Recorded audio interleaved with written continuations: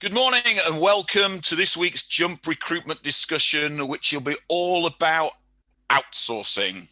Brackets, don't mention the weather, it's still raining. Oh, sorry, I should have read that out. Damn, but I think I got away with it, team. Do not mention the weather. Paul Jacobs mentions it every week, and we said we'd drop it this week. As usual, if you can hear me, drop something into the chat box that you can hear me. Have a hearty good morning or something along those lines. It'd be great to hear what people are doing. Outsourcing, and we were going to add in automation. But once we started discussing both the topics, we realized that combining the two was just folly. So we're going to focus on outsourcing today. And then in another session, we will do automation very, very soon. As usual, I've done a little bit of research. The top reasons company outsource is because according to the Capital Counsellor, it creates around about a 70% reduction in cost of that service. Large companies are more likely, 66%, if I could say the word, more likely to outsource than SMEs. And one thing we know about large players in the marketplace, they are tighter than Paul Sharp when it comes to reducing costs, and we should all learn from that. 24% of all small businesses say they have outsourced their processes, have done so purely to increase efficiency. And that's efficiency that makes it quicker and faster, and it's helped them to generate more profit, grow their revenue stream, and improve cash flow. The four biggest areas of outsourcing in the SME market outside of manufacturing and logistics is IT, finance and accounting, digital marketing, and surprise, surprise, recruitment. So if you're a client and they're doing it already, if your clients are doing it already, and the forecast is this year that 24.5% of organizations are going to increase their outsourcing efforts or outsource for the first time in 2021, the question is, why isn't recruitment embracing outsourcing more? Today, let me introduce you to our expert, Joe Jahal. He's got 30 years in recruitment, started off with Brook Street and Alfred Marks. So it's good job that Paul Jacobs isn't here, because we'll be having the Alfred Marks loving, as we do every single week when he mentions in 1971 in Alfred Marks. He's there. Hey, I used to work at Alfred Marks. Heather, there you go. Pipe down, Heather. He then became a director of one of the largest specialist healthcare agencies in the UK. And it was back then in 2008 that he looked at outsourcing as part of their business processes, so he could see it from the client side to try and gain a competitive edge in the marketplace. He fell in love that much with outsourcing that in 2013 he set up Jensen Cobain to assist recruitment and healthcare organizations in their strategic planning, specializing in outsourced solutions both in the UK and the US markets, looking at RPO, BPO, RCM. So Joe has seen a significant shift in the change in the marketplace, especially in the last 12 months. So as I said, Paul Jacobs isn't here. Him and Dave are out on client site today, but I'm joined by Paul Sharp. Paul, as always, is wanting some help, and he needs lots of help in many different ways, but he's put a post or a link to a poll that's on LinkedIn that he needs your help with. So if you can click in the link and then fill in the poll for Paul, that'd be much appreciated. Heather's back as well. So, Joe, let the fun begin. We spent some time before the webinar discussing the market as we planned this session. We talked very much about how outsourcing came in vogue and the rest of the world really embraced it, but not so much the recruitment market. In fact, the recruitment market seems to fall out of love very quickly with it. So let's kickstart off very quickly. And so give us a brief history of outsourcing and what's changed over the last 10 years. Yeah, thanks, Howard. And I mean, very much, I am a recruiter. When people do ask me what I do, I'm a recruiter, as you say, by trade, and not an outsourcer. Outsourcing is just a process. And outsourcing is not a new idea. It's been around for hundreds of years. And the concept really is that if someone can supply you with goods or services that are more cost effective than you can do it yourself, then perhaps there's an argument that should be looked at. But you are right. Recruitment has been a little bit late to the party. So really, from my point of view, I get very passionate about it. I know there's going to be a lot of questions. Some may be controversial as well. But I said it's not a new concept. RPO, recruitment processing outsourcing, really evolved in the early 2000s. I guess back then, mainly as a result of the boom and bust that we were going through. And those of us that have been around for a while, you know, if we think back to early 2000s, how many of us, if we were to run a poll with the audience, it'd be interesting to see how many people would have outsourced their business back then. I'd probably say very few. And as you say, I first looked at outsourcing in 2008. I was a director then back in a specialist medical company. And the reason that I looked at it, I looked at it as a client from the inside looking out. And the reason I looked at it is because my main competitor had a very, very strong competitive edge. And my team were lacking behind. I really wanted to understand why. But the interesting thing is it took me 2 years. So outsourcing is not a decision, I think, to rush into. It's not suitable for everyone, but there's a lot of misconceptions as well. So as I said, I've seen it from the inside out. I looked at that, and I think back then, early 2000s, you really had to sell the concept of outsourcing. If you fast forward now, I do think that most people understand the concept. And again, back then, I think it was more HR leaders and executives that understood outsourcing a little bit more than perhaps a chief exec or people within the organization. And I think that's because, and maybe, you know, Heather would agree with this, that from a HR point of view, you are an outsourcer. You're fulfilling an outsourcing function that perhaps people in the business don't have the time, the talent, or the inclination. So it's outsourced to a very good HR department. And that is recruitment as well. Recruitment is taking the function that perhaps businesses don't have the time or the expertise to do. So back then, I think that was a situation. Now, what changed things around 2004, there were some key things happening. And I think people started to look at, you know, it's very difficult to get 100% fill rate in an agency. We would absolutely love that if that happened every day, but it doesn't. And what was actually happening were that things like technology was coming along, the business itself became more complex. And there was a lot more scrutiny on operational profit, and perhaps elements of the business hadn't seen that scrutiny before. And I think those of us of a certain age also refer to the good old days of recruitment, perhaps when it wasn't as complex, when we just had the Rolodex and a fax machine. I think Paul Sharp would remember that better than I do. But tech keeps evolving, and it's made the job more complex before it gets better. But that is change. That's typically what happens. I mean, I'm very tech savvy. I like to think I'm very tech savvy. I remember a nice young lady coming in one day to train us and literally say, we're going to do a Boolean search. Yeah, I thought she meant that Julian had gone missing, the new guy. And that was the concept back then, that things were coming along that we really didn't understand, that now is very key to the way that we operate. So things very quickly changed, or say very quickly, sort of 2001. And where we are, 2021, where we are now, we've moved from 2004, which was very much low complexity, i.e. people were realizing that we can't get 100% fill rates. There's hard to fill business, and we're not focusing on that, but that is a cost to the business. It could be not just a cost in money, but a cost in reputation or being removed from a contract. So that's really where recruitment processing outsourcing started, was giving that function, which is still a core function, but it really doesn't need to be done by your top performers in the business. And that's the concept. Now, what's happened, it's turned itself on its head a bit, and that still exists. There's still the hard to fill business. There's still, you know, fill rate capacity that needs to be looked at. But now part of that is also high complexity, low volume. And what I mean by that is, for example, we've helped an organization find a CEO last month that was very, very rare, very hard to find. They placed them, we simply found the person and took that process away. So very quickly, I'm just going to go through some of the benefits. And I think a lot of people, you know, naturally look at the cost saving.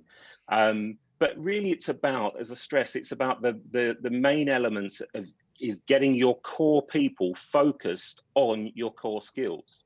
Yeah, we've already talked about the good old days where you wouldn't want your best salespeople chasing compliance and documents. And it really gave way to the 360 consultant, which is another debate completely. But typically, in terms of costs, you can expect to lower your operating costs by about 50%. Can actually go higher than that, but what actually is hidden is the return on investments, which again, I'll talk about later. There's a huge hidden return on investment of what you can then do with that time. What's interesting and often overlooked, and if you look at point number 3, the increase in productivity and efficiency, and it's a fascinating subject, but cultural differences. A lot of this outsourcing is obviously done overseas. And this is a fascinating subject because it's not that we don't take recruitment as a career serious here, but some of us have been around a long time to try and make it the profession that it is today. But in many of these countries, being a recruitment consultant or working for a recruitment organization that outsources, you are the main breadwinner. It's a status symbol, and that really helps. That's the main breadwinner taking the money back to their family, and that really drives the talent into the market. So there's increased productivity and efficiency, but also there's a decrease in terms of your investment. And what we're seeing, and I'll talk about SME as well, is that there is the entry level has been lowered, with technology, with AI, machine learning, etc. Things are evolving. And it simply means that you don't have to, if you're looking to expand, you don't need a new computer, you don't need a new desk space or office space, you don't have the NI, etc. So it gives scalability that is essential for perhaps a startup or anyone that's looking to expand their operation. And flexibility. I guess the flexing up, the flexing down as you want. And really, this works as treating where outsourcing goes wrong is, I think, when you view them as a third party. Yeah. And although you may not be their employer, the staff that are working for you, if you can treat them as if they are your employee, they become part of your organization and your culture. All it means is that someone else is putting in the time to manage them, be accountable for them, that ultimately accountable to you, so that you and your team of managers can focus on the core business. And that gives the opportunity to perhaps go global, enter new markets, especially if there is a flex up and flex down, that the cost of investment can be very low. And some, you're not looking at long-term contracts with a lot of outsourcers. If you are, I'd be very cautious. So that's really the benefits in a nutshell of, I think, why people have looked more and more at outsourcing. So what we're saying there, Joey, is if we start to look at what the modern, let's look at today, where temp and perm is off the chart with regards to the number of requirements out there. Perm is off the chart with the number of requirements that are out there. It's way above pre-COVID levels. Are you finding then now at the moment that you've got a lot more companies outsourcing, candidate generation or outsourcing parts of their recruitment process? Have you found that you've had a big influx of companies coming towards you at this moment in time? Because obviously the talent acquisition of good recruiters in the UK is absolutely at breaking point because there aren't many people out there. So have you found that a lot more agencies are now outsourcing into your type of model? Yeah, I mean, absolutely. And, COVID in itself, is a huge topic to look at. How is it going to affect, how has it affected the market? How does it continue to affect the market? And what does the future bring? And I think it's important to look at some of the driving factors towards, why the RPO market is growing. And I think I've already mentioned that there is an absolute need to remain profitable for us all, but more importantly, and maybe now more so than ever, but to also grow the business. And I think we all know that growth takes time, but it also takes investment, no matter how you look at it. The machine learning and AI is an absolute game changer. Again, I remember the days of, or the introduction of Monster, and people saying it's the end of recruitment, and the same with LinkedIn, it's the end of recruitment as we know it. Thankfully, it wasn't, but we've all needed to adapt, embrace it. And in fact, most of us are probably connected on here through LinkedIn that has helped out our business. So outsourcing is just another extension of that as I see it. So there's a lot of factors that have now been lowered that means that the point of entry, again, primarily because of technology, has shifted everything towards companies that perhaps weren't looking at outsourcing, looking at it for the first time. CV parsing, for example, something that I looked at back in 2002 at Adecco. It's fascinating, but it wasn't quite ready. Maybe we weren't ready for it. The technology wasn't there. Now, most of us, or certainly those in agencies, may have CV parsing inbuilt to their CRM and may not even know that it's there. Certainly from a consultant's point of view, it just works. So the tech has enabled a lower point of entry that means it can now appeal to the SME and not just the giants that it was once, really not exclusive to, but you really needed the technology behind. And now we're kind of all sat at home, 70 or 80 people, however many people sort of tuning in, and we're able to work from home. So because home now, whether it's in the office or literally being work from home, as many people are, you can buy an all-you-can-eat phone package for, I think, 12 to 17 pounds, a month. You don't need to then scrutinize the expenditure every month. It's all built in. You couldn't do that a few years ago. And video calling, the technology has really accelerated things. And I think that's what's driving things. And I've put Asia Pacific on there because there could be, and I'll look at in a second how the global RPO market looks. But Asia Pacific is a growing market. The banking, finance, and insurance industry is huge. It's going through a digital revolution, and that's driving the market. But you can now expand into that market, but you don't need to be in the country. And imagine the setup costs that used to be involved and are still involved in setting up an international business. So that's really, driving people to look at maybe there are other ways that we could save money, but reinvest that into growth. So as you said there, I think, what we're talking about is the globalization of the talent pool and the globalization of how we then reach into that talent pool and grab that talent pool. So why should an SME recruitment agency then be interested in working with a recruitment partner as an outsourced partner? Because the SME market is 90% of the UK market, and yet we see this market as, when I look at across all my agencies that I'm working with, I've only got one that uses an outsourced partner. So why should an SME agency be interested in working with a recruitment partner, an outsourced partner?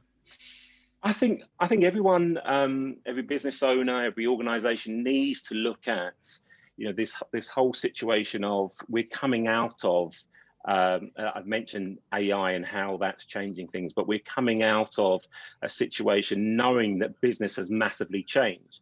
And if you look at the global market, it's not a case of this has just happened because of COVID. So some of the biggest users of RPO, in fact, number one is North America, number two is Europe, and now Asia and Pacific being the emerging market. So if you look at pre-COVID, it was on the rise anyway. So back in 2019, it was estimated to be worth a market of $5.5 billion US. And that rose to 6.32 billion in 2020. Now, we're just recovering and coming out of the back end of COVID. So you can see the projections there that the forecast, and actually these are based back in 2018, these figures were done. So again, prior to the knowledge or the impact of COVID. But you can see that this market is due to grow and forecasted to grow to 20.8 billion. Now, as I already said, SME now have access to that. They've got the opportunity that perhaps 5-10 years ago, certainly when I lived in my current house, I couldn't get a decent internet connection for the first 6 years. It's only been in the last 4 years that I'd be able to have this Zoom call today. So the same applies to our recruitment businesses out there, that the technology is there, be that in home, be that when they're back in the office, to now form a part of this market. That it's not just going to stop here. They're able to now grow, but also the biggest point, I think, Howard, is your question was why do it? Because I think taking those savings, that there is a more cost-effective way of doing non-core business, but then reinvesting that money back into the business. And there's examples of a client that I've worked with, for example, that has grown quite rapidly with us, moved quite from one seat, as we call them, so one outsourcer, to 5, and now have 16. But what they've done, their UK business and staffing levels has far outgrown, the amount of employees that they now have with us. And that's because their efficiencies are being driven to allow their best people to now focus on work. And they're going through massive, even now this year, they're going through massive growth. Yeah. So Joe, if I can jump in there, and thank you, by the way, for giving up your time. 18 years I've known you, and you're still a friend, which is a major achievement in its own right. So well done for lasting the course, by the way. Thank you. What we're talking about here, I think, then, is how can SME businesses, look at a different way of delivering some of the back office functions or services that aren't, necessarily, they don't need the best people doing it, so that it frees up capacity, and that capacity then you then reinvest back into the business to then help it grow. Is that what we're saying? Yeah, absolutely. Because again, I think in the early days, when we were kids, Paul, and I do look at you as my father figure, it was very much a case of, we just had to focus on one thing, speaking to the candidate and speaking to the client. Then along come compliance and tick boxes, and quite rightly so. There's a lot that now needs to be done by our consultants. And what I started to see back when we were, managing those teams, well, we were taking some of our best sales guys and the best people on the phone and not allowing them to really do what they're good at. So if you could take that away and get someone else to do it, you can get your best people doing what they are good at. Yeah, absolutely. And it's really interesting, because Heather and I had a call with a client this morning, and when we got into the the detail about where she was spending the time, God bless her, she's doing everything. She's become a marketing expert. She's doing all the back office admin and invoicing. She's doing all the candidate sourcing. She's sorted out all the compliance, the IR35 stuff. She's engaging the umbrella company. She's doing absolutely everything, and she's on her own. Well, she's got one other person at the moment, but she wants to grow the business. And we talked very, very much, didn't we, Heather, about, what is her strengths? If she could spend more time doing the things that she's really good at, what difference would it make to her business? And hopefully there's a positive answer there. And therefore the question is, so how do we make that happen? How do we either bring somebody in to do some of the admin work? How do we push it out? How do we get somebody else to do it? How do we engage with third parties? But it's a really interesting concept, this, because I think sometimes we forget that when we work in a medium-sized organisation, as we said at the start, we do provide, and it's just an outsourced service internally. And Heather's done this. She's been providing a service to her internal stakeholders, and it's just that it's all centralised and it's all sat within a HR function. But I know, we've got one marketeer on the call as an example. So all the consultants have outsourced an element of their marketing work to that marketeer. So it's the same principle, but what we're looking at here is maybe looking at third parties to not only create capacity, but also to reduce the cost base as well. Yeah, absolutely, Paul. And I think that quite rightly, there's always a lot of fear of the unknown. And I do come across many owners or many agencies that say to me, "Oh, I've tried outsourcing before," and simply just outsourcing doesn't fix things. It's about work. It's about treating it as an extension to your investment, your business, etc., and looking at what are the pinch points in your operation. How can extra investment, albeit at a lower cost, allow you to take the business forward and move and evolve. And as I mentioned, the rise of, outsourcing itself is changing in the I say short time, the 12 years or so that I've been involved in it, is that there's a rise of requests for me to find 360 consultants. So it's becoming more complex. Now, whether that's the right thing or not, I'll have that conversation with the client, because talent is talent no matter where it sits, and finding a very good 360 consultant, let's face it, is very difficult. So yeah, the market's changing a lot. There's a lot of fear, and I'm sure there'll be questions about and concerns about trusting your business with someone else. But I think we've been doing that for many years. Most of our clients as recruiters are trusting us with their key hires. And we've gone through that period as recruiters of showing people how, as recruiters, we can make a difference to their organization. Outsourcing is no different. It's interesting, isn't it? Because we've got a client, Paul, haven't we, that's outsourced his sales arm, and his sales arm is absolutely shooting through the roof. And we have other clients. I've got one client that's outsourced their candidate generation arm. And I was thinking they've only got one client that outsourced, but that's only outsourcing abroad. The sales outsource has been within the UK, which is why it didn't really sort of register. But what they're saying is that their sales arm has massively increased because that's all they're doing is selling for them. The candidate generation side, and this is a client that works in a very, very niche market, so a linguist market, and it is a very hard market to gather candidates from. And their outsourced partner is providing them with lots and lots of candidates, and probably around about 50% of their placements are made by those candidates that have been outsourced via that partner. So it's been really, really positive for them. We keep mentioning COVID, and I do think sometimes that COVID has created lots of knee-jerk reactions within the recruitment market, such as video technology. So do you think this is a knee-jerk reaction that people are going to outsourcing now, or do you think this is something that's going to become more and more the norm as the market starts to mature, as we come out of lockdown, and then the leveling off of the amount of requirements starts to sort of properly level off and maybe dwindle a little bit as people come a little bit more out of sync than they are at the moment?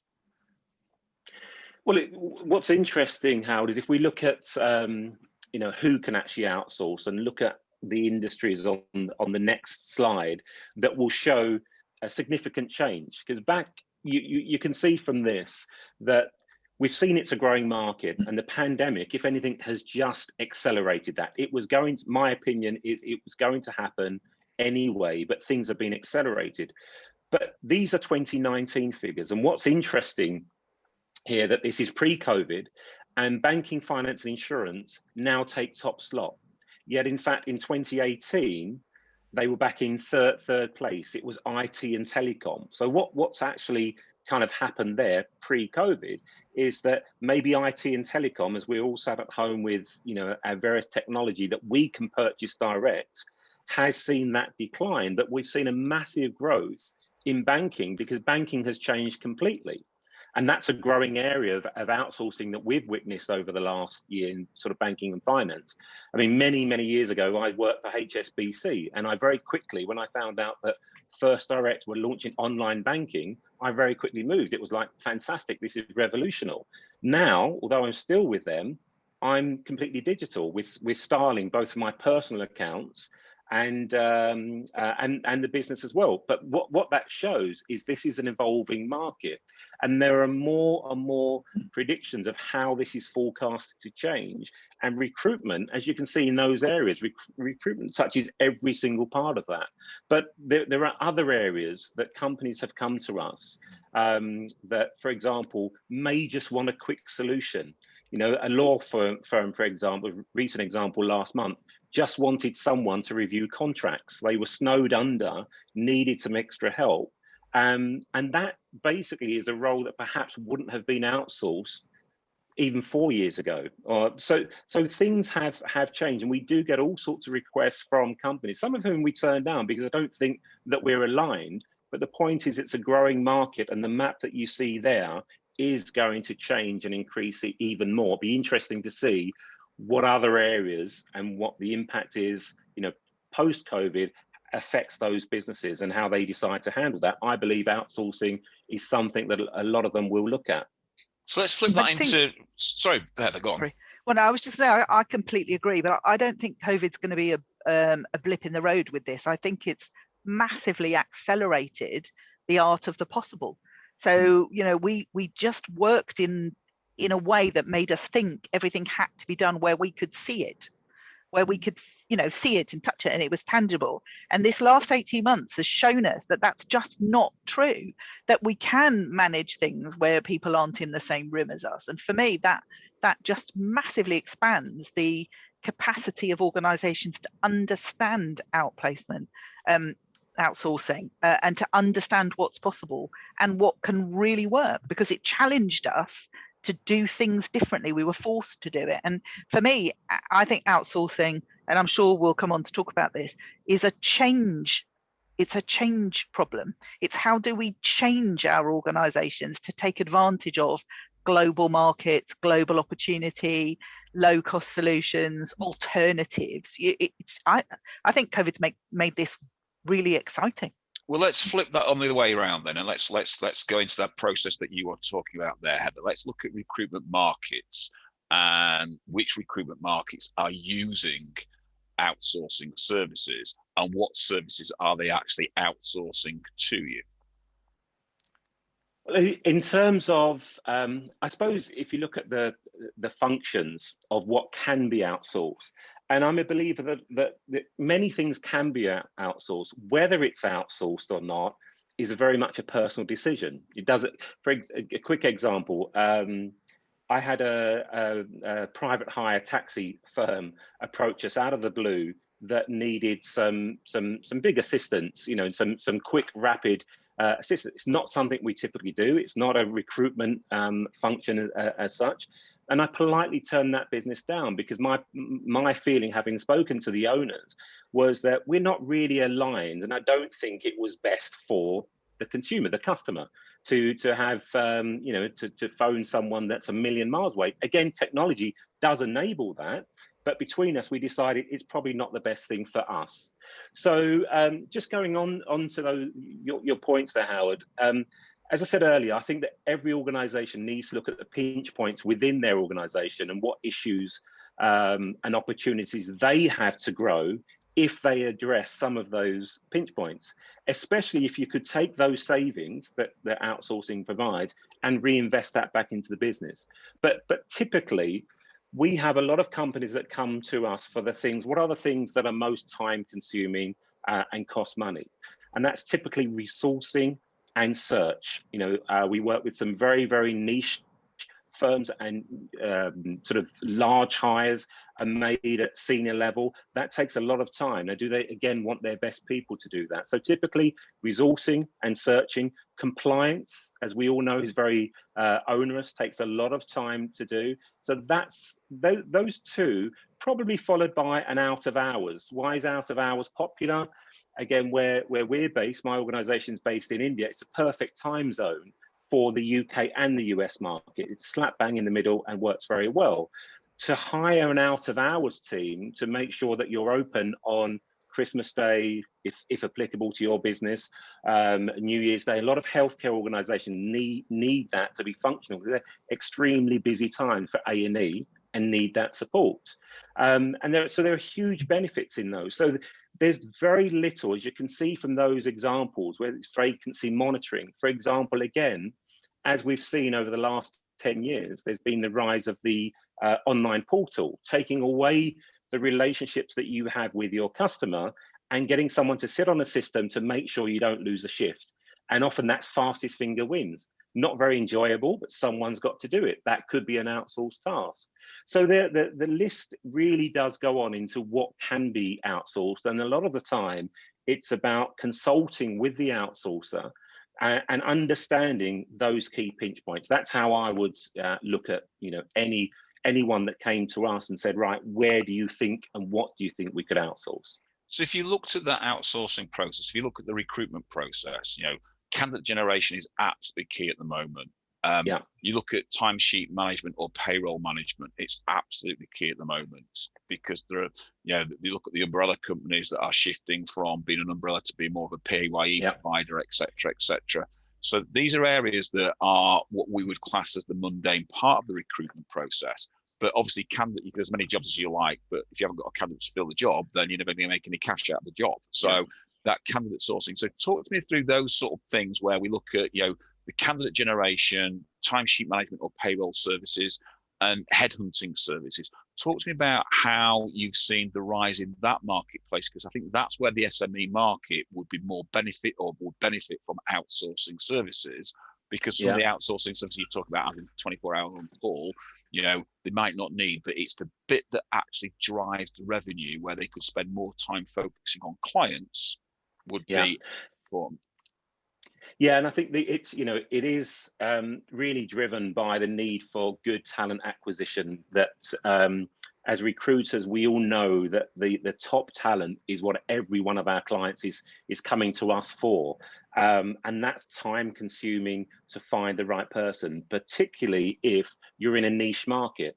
Now, so for example, as I mentioned earlier, we've got a particular client that we've helped expand into, you know, key banking areas and finance areas in Germany, Hong Kong, all from, you know, their base in London, expanding into the US and other markets. And what they were previously doing was they employ a very high level of consultant. They have some excellent staff, but they were asking, part of that job was for those staff to do the data mapping and researching of where do we find a vice president for this financial organization, and really having to contact a lot of people in perhaps the US or Singapore and getting all of those numbers down. So that's a huge task. So what we've seen an increase, particularly in the last 14, 15 months, is search companies now wanting us. We don't make the placement, their consultants make the placement, but what we do is the legwork in finding those top, hard to find, and headhunting, you know, those people. It could be one of our guys headhunting, but typically it's just passing on, doing the pre-qualification, doing the initial reaching out, and passing on quality information that is, you know, is still being performed by a human. As good as AI is, it can only do so much. So that's where a lot of the benefit people are starting to see in that legwork that can generate, especially in some of these niche placements, very, very high worth invoices. So I can see that in that niche marketplace. If I'm looking at the clients that are actually on the webinar, a lot are in that generalist marketplace. Yeah. Talk to me about how you've worked in that generalist marketplace where, you know, it's volume, and it's not necessarily niche market jobs. It's just the volume of jobs across a load of different types of environments. Yeah, and that's again, going back to the original sort of evolution of RPO, it still exists. Those early days were very much about, we've got high volume, margins are being squeezed, but we can't afford to lose this business or not focus on it. We've signed up to a contract, for example. So enabling an outsourcer to really focus on, as I said, it could be a job portal, staring at screens, logging in at certain times, taking that away, but then allowing the onshore team and experts to go and develop those relationships further, you know, and spend time finding new relationships. And again, harping back to the Adecco days, and Paul, remember this, we went through a stage where, Paul, if you remember, doing 15 visits a week, every branch in the UK had to do 15 visits a week. It's pretty tough in those days. But what that meant is often locking the branch so that one person could stay safe in a branch. Now, you could understand the reason, but what would happen if someone's knocking on the door and someone's answering the phone? You're not effective.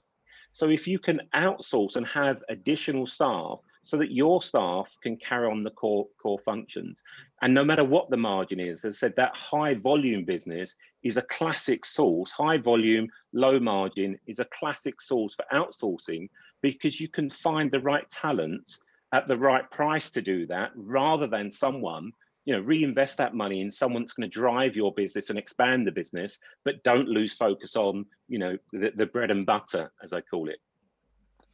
I think the key bit there for me, Joe, and I've used outsourced services a bit like Heather throughout my life, whether it be in, you know, outsourcing the back office, you know, elements of payroll, you know, HR support, you know, marketing, and I've also outsourced bits at the front end.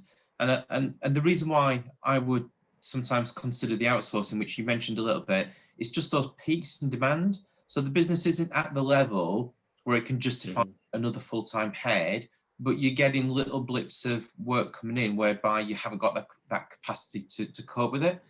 And I've used, organizations to help do the long list for a search business. I've used it in IT, and I've used it in retail. But it's doing the stuff or the work that can be done easily by a third party as well. But it's the work that I would say is the time-consuming bit, it's the churn bit. It's fairly monotonous work, but it's essential work. So you can't do the shortlisting until you've done the long listing. So it's that.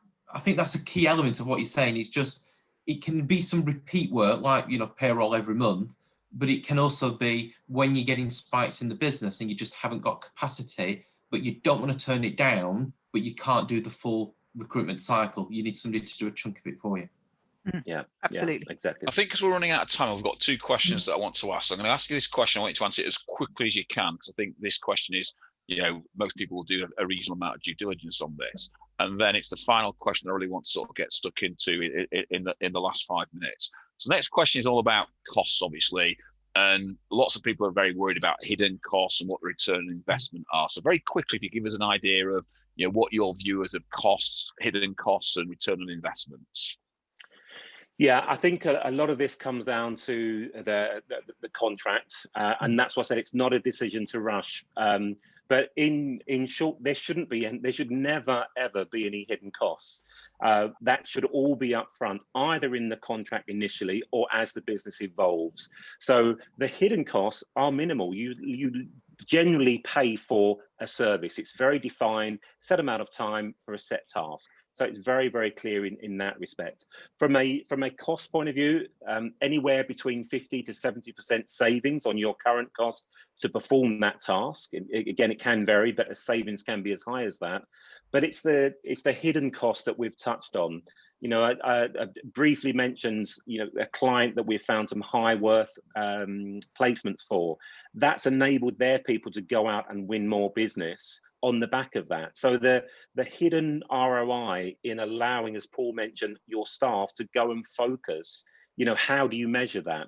It's something that we track with our clients, but it's very, very valuable to I think everyone to do that. And I think that the final point is, really establishing whether it's right for you to outsource. So it's got to be a consultative service. Whoever you approach, make sure you don't rush the decision. You consult whether it's right for you and understand.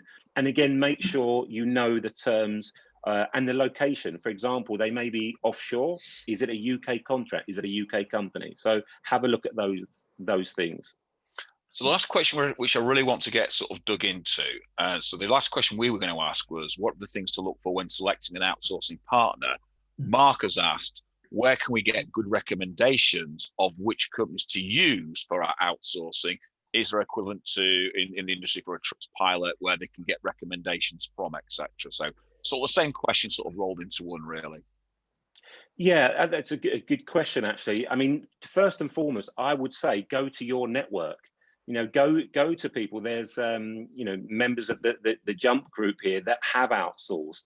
Most of my clients, in fact, all of my clients are people that I've either worked with directly before or they've been recommended to me. And when I was looking as a client to outsource, I did my due diligence. I actually traveled abroad to visit a few companies, but I went by recommendation. So yes, there's a list and there's access to what companies are out there. Personally, that's great information, but I would go to my network would be the number one answer. Okay, so again, when we start talking about selecting then outsourced partners, what is it that you should be looking for when selecting a really good outsourced partner? I think the main thing is someone that understands your business is always going to be that time saver. And are they consultative as well is a huge point. So, for example, I'm a British-born Asian. I'm Indian by descent. It's not a great tan from this British weather that we said we wouldn't mention. But what that means is I understand the cultural differences. And India is very much, in my opinion, it's very much a yes culture. So you've got to be careful in that, yep, no problem. We can do this, we can do that. But make sure they're consultative. One size does not fit all either. There's some huge outsourcing organizations that may be very right for a huge organization, yeah, or your particular needs, or you may want a bespoke, very personal sort of outsourcing process. And that leads on to face-to-face reviews. I think that's still very key. It's certainly been key to our growth, that I'm able to get face-to-face with my clients and act as a consultant with them. So there's a lot of aspects, but I think the biggest thing of where this can go wrong as well is not having that buy-in, you know, from your own team. That's absolutely essential, because very, very quickly, where things go wrong is outsourcing is always viewed by the team as, oh, wow, does that mean I'm going to lose my job? And actually, we need to educate our teams that actually it's to enable you to do your job properly and for the company to expand. So that it's, I mean, there's a lot of points there to really talk about, but in essence, they're the key points that I would look at. And can I just add one other thing that's not on your list, Joe? When I was looking at outsourced partners, I actually went and spoke to their HR teams in-house. And I looked at how did they select their own staff? How did they develop their own staff? What were their retention stats like? And honestly, that paid off so much in the last year, because those organisations that had the infrastructure to support their staff through what's been going on in India, for example, with COVID at the moment, it's made an enormous difference. I of course, I would say that being an HR professional, but I do think that you need to look at the way your partners treat their staff, and do you have a cultural values fit as well? Yeah, absolutely, good point. So what we're actually saying then when we start to look at this is that we're saying that outsourcing has really gone through both a technical and cultural change over the last 10 years, and that has been hugely accelerated over the last 18 months via coronavirus, but also via the demand of the marketplace. What we're saying is that when we start to look at the processes that we're doing, there are certain processes that actually fit well into an outsourcing partner, but is finding the right outsourcing partner to do that. And then the double return on investment is that you're lowering your cost to get a quality product, but you're releasing your best staff or some of your staff to double their work where they see their strengths lie. So we're actually now becoming a strength-based organization. And I'm pretty certain from your conversation about 360, you're very much in our camp that we believe 360 isn't the best method going forward. There are far better ways of doing recruitment. And what we're saying is that you could then provide certain, legwork that would help grow a consultant candidate database, because that's where you can do that. You can then farm and cultivate that database whilst your staff go and find clients to actually present to from there. And that's what we're looking at. And what we're saying is that when we start to choose our partner, we choose it like we choose any other partner. We have to do an enormous amount of due diligence to get the right partner in place and deliver the right product back to ourselves. And therefore, we need to be a key stakeholder in both the buy into the business and into the offshore partner as well. Nicely summarised, Howard. Yeah, I do make notes occasionally. I have been paying attention. I've usually got Paul Jacobs nattering in my ear, which I can't pay any attention to. But so yeah, I have been paying attention today. So, Joe, that has been really interesting, and I'm sure the people who've been on there. There's lots of people I know that are struggling to find candidates, etc., and maybe thinking about that. So, please look up Joe on LinkedIn, connect with him, and ask him any questions. I'm sure he'll be able to help you from there. Over the last 3 weeks, we've looked at lots of different ways that we can differentiate ourselves to take advantage of the marketplace. Next week, we're going to look at the real big key differentiator, which is your people. And we're going to have an in-depth look at how important are the dynamics of your team when trying to maximize in the boom economy that we have at the moment. So guys, thank you very much. Joe, thank you for your time. It's been an absolute pleasure working with you over the last couple of days to pull this all together. Sharpie and Heather, once again, thank you very much. Ladies and gentlemen, on the attendees, again, thank you. It's been much appreciated, and we look forward to seeing you all next week. Thank you very much, and goodbye. Cheers, guys. Thank you. Thanks, guys.